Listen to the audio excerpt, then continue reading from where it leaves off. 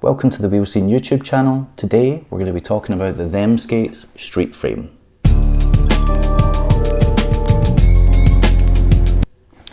Now, John Julio's been spotted skating the prototypes of these for quite some time, but it was only kind of when he released Momentum that we saw the kind of official footage of the frames, and they look much different from the final version. The prototypes looked very similar to Symmetrix frames. In fact, in a couple of the clips, until I froze it and looked at it close up, I thought it was Symmetrix frames because they had the very similar frame wall design where it's got the cutouts for the two bolts to go in. Thankfully, they didn't go with that idea because it just seems problematic to have two frames on the market that look very similar competing against each other, because the momentum, for want of a better word, is very much with John Julio and Them Skates. He's developed a very exciting, popular brand in a short space of time.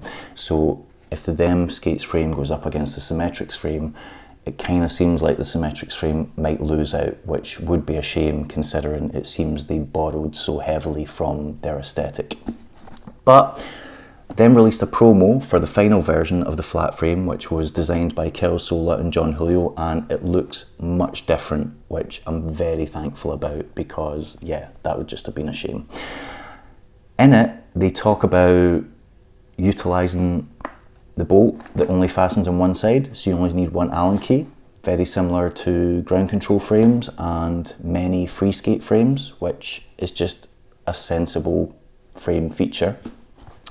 They talk about the low H block, which allows you to ride flat and anti-rocker, which, yeah, looks pretty cool. I'm not entirely sure how I feel about a shallow H block. I'm used to riding Create Originals frames, which are a little bit deeper, so the break-in time's a lot less, but I can see how it would appeal for flat frames and for anyone that wants to create your own groove.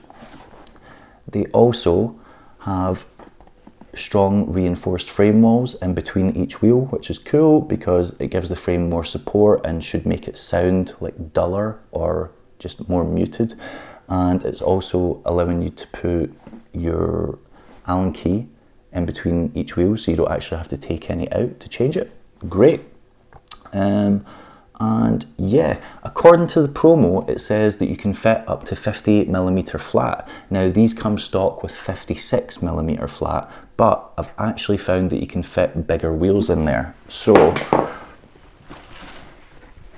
I had some Nils Janssen's BHC wheels, which are 60mm, and as you can see,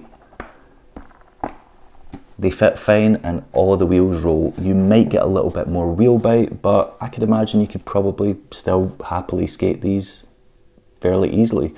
It looks like you could even maybe go a little bit bigger than 60mm, but then you're getting closer to the H block. I can't imagine ledge grinds would be feeling too great on that, but yeah, it's worth trying out and seeing. With the H block, something quite interesting about it, someone sent me a photo, which you can see here, and it's this frame held up against a USD Aeon skate, and the H blocks are almost identical in width. In fact, I'm pretty sure they are the same width. This is just a little bit shallower than the USD Aeon H block, so it kind of looks like John Julio and Kyle Sola have taken their three favourite elements from popular frames from other brands and just merged it into one frame to make what they believe is the best street frame. So the H block looks as if it's lent heavily from the USD Aeon, which many people regard as one of the best frame setups for skating flat.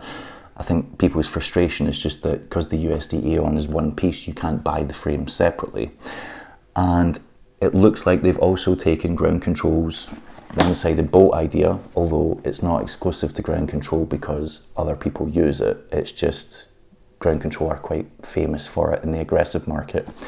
And if you look from the top down, I can put a photo here for you to see, this looks pretty much identical to Symmetrix flat frames from the top down. So the reinforced frame walls is also a feature that Symmetrix are quite known for, and they've also got the kind of Allen key hole in it to assist with getting them on and off. And if you look at it it kind of looks like the H-block is also a similar size. So it's one of those ones where if you looked at this from the top down, you might not be able to tell the difference. Another interesting feature of this frame, which weirdly isn't mentioned by them skates anywhere, is the fact that they've got washers on the inside of the frame bolts. So in the promo, they don't mention it, and since these have been released and people are already skating them haven't actually made any kind of official statement about why they put it in there or what it's used for. So I'll take it out so you can see. If you take the bolt out, there's a washer, there you go, on the inside.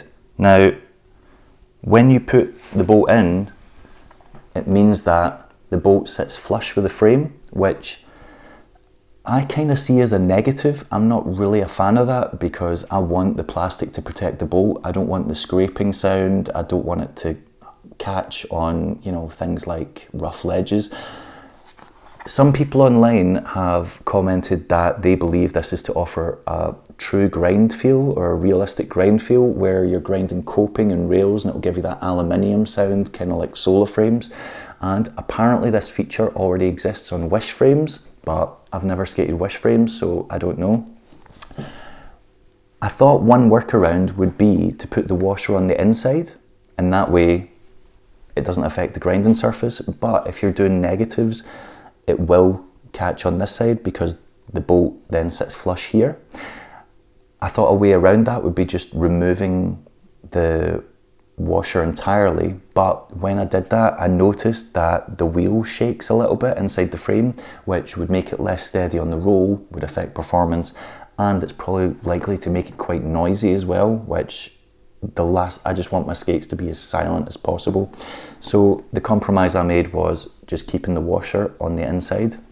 However, I've spoken to people who are skating these flat with the washers on the outside, with the bolts flush to the plastic, and they've said they can't even notice, but they did comment that all the bolts on the outside are already scraped, so the black is already scraped off them, but they said it doesn't affect the performance.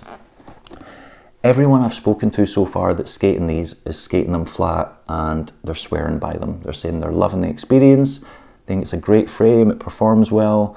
Most of them are street skaters, so they skate a lot of ledges, so I'm interested to try them.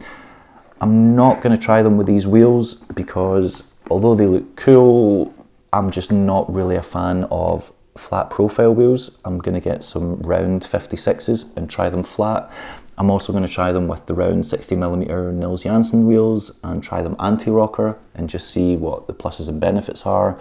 And yeah, I think them are continuing to make really interesting products, and some people could argue that yeah, they've borrowed from other brands when they've designed this, but you know, people take influence everywhere all the time. If you look at USD skates, some of them are influenced by, you know, Nike Air Jordans. If you look at, God, I don't know, K2 took influence from Caltic frames. So it's one of these things where if you're the designer of the original product, I can imagine it would wind you up. But for the consumer, it's great because it just seems like they're trying to improve products or take the best elements of other products and put it into one. So I'm looking forward to skating these. If you have any questions or feedback, let me know in the comments and I'll try and answer them. Hopefully I'll get a review video of these out soon when it stops raining, snowing and gale force winds in Scotland. Until then, yeah, let me know if you want to know anything about these frames.